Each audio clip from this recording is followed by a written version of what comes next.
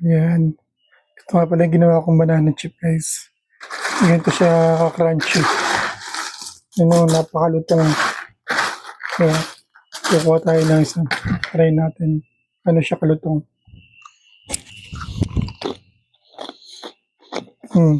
Diba? Makalutong. Ayan, guys. So, yung ating banana chip, guys. Ayan. May cell na siya. May na siya. May ziplock na yan. May ziplock na yan.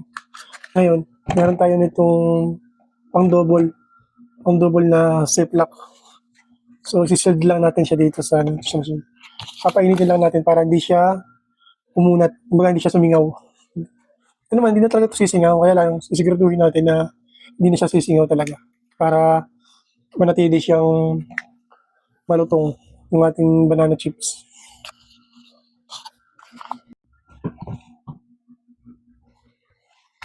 So yan guys, mainit na yung ating machine.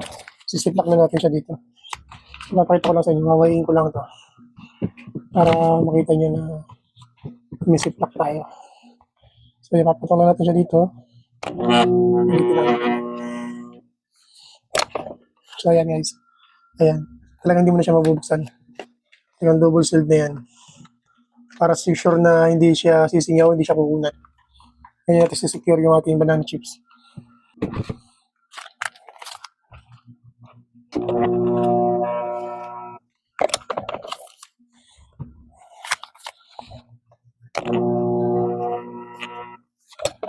Namamatay. Pagka shield na siya, namamatay na siya ng kusa.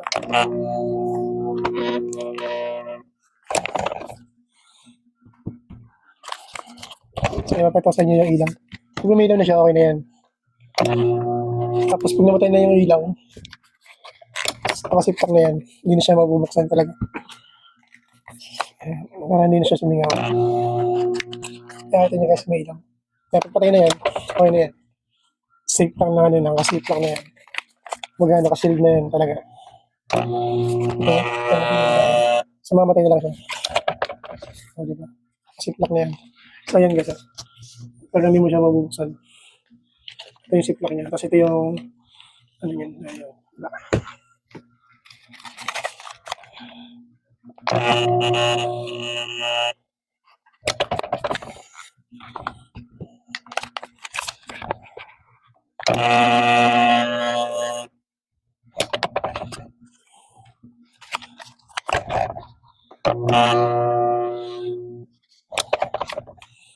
Bilis lang siya kasi mainit na. Pag mainit na, mabilis na.